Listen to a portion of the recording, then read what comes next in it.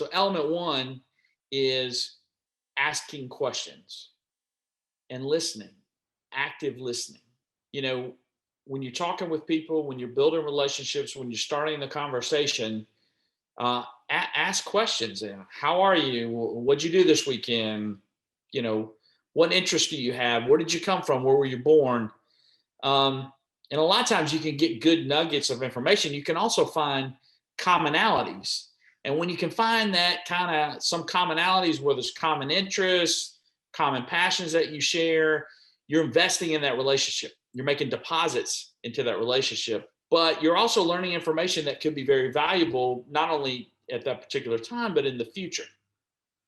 So active listening, asking curious questions is a key element in injecting more humanity, empathy, and authenticity in your leadership style. Element two in my book is showing your human side. And a lot of times leaders, we talk a lot about executive presence, and we talk about the importance of looking strong and smart, and you know the answers and you can solve the problems. So leaders sometimes are reluctant to show their own humanity, to show their personal side.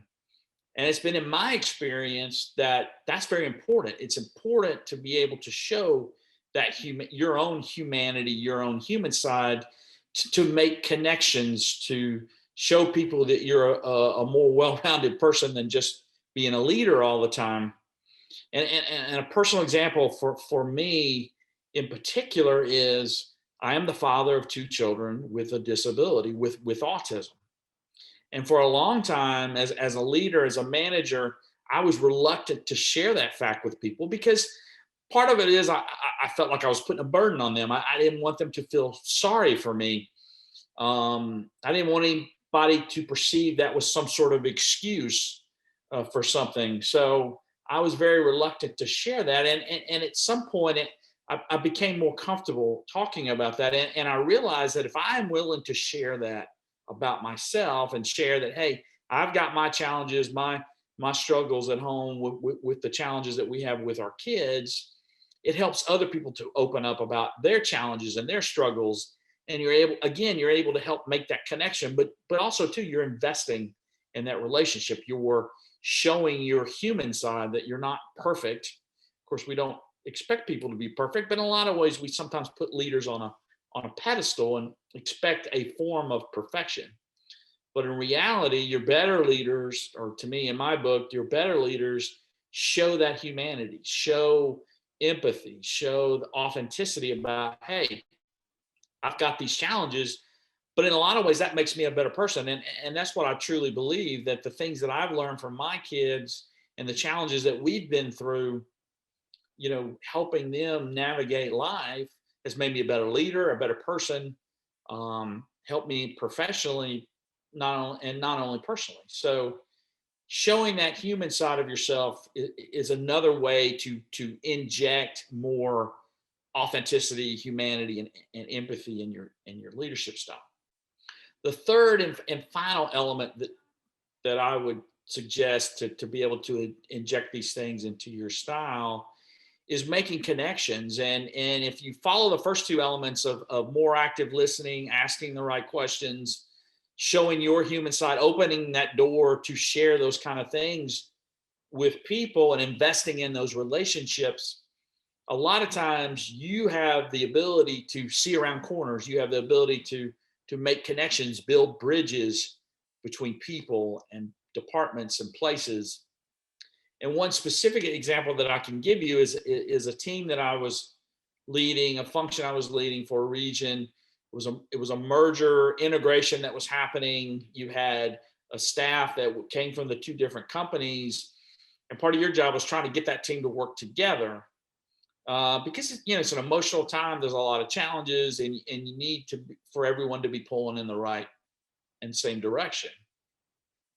These particular two team members came from opposite companies, both leaders of important functions, and they just couldn't mesh together. They were constantly butting heads. They were disagreeing about things. They were not helping to pull in the right direction. And one of the things that I learned about both of them is they had unfortunately both lost a sibling. And for those of you who've had that kind of pain or understand that, it has a powerful impact on people. And most people are somewhat reluctant to share that, but I felt like it was an important inflection point in the situation, in the relationships that were happening, to go to one, and I'll change the names to protect the innocent. But Susan, I went to Susan one day and said, "Hey," I said, "you're not getting along with Jill, and do you realize? Have you had a conversation with her, and do you realize that she, like you, have lost a sibling?" And Susan was just extremely surprised. No, I didn't know this fact. And I said, "Listen," I said, "I know that's not an easy thing for you to talk about with a lot of people. I know it was, you've shared that with me privately, but," I said, "in your conversations with Jill, you might want to reach a point where you can share that fact, that you share that part of your lives together. And that might help you find commonality. It might help you build a bridge to improve your relationships, to better understand each other's perspectives and improve what we were doing." Now, I can't say that it solved all our problems, but I do know it made a difference. It made an impression. It helped inject some more humanity in their relationship. And they didn't always agree, but it was a better situation going forward. And I can give you even more recent example where I was talking with um, a young alumnus from the same university that I go to, and we were talking a lot about management style and how do you manage the generational management challenges, et cetera. And we talked about, our difference in when we had been at the same university was 20 plus years.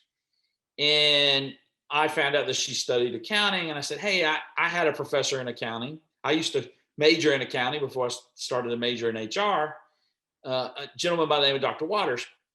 It turned out that she had been his grad assistant at university. So we were able to find a commonality and a shared experience. And this particular professor that we're talking about, Dr. Waters, is the person that said, "Hey, maybe accounting is not your passion.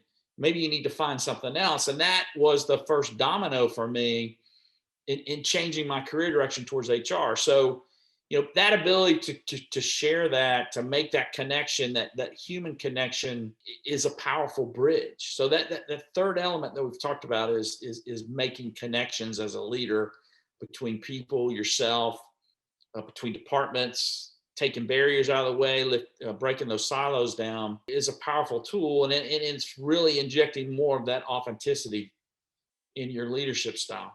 So, in summary, we've talked about, this coming 2021, and the things that we've learned from the past 12 months is the importance of having more authenticity, empathy, and humanity in your leadership style.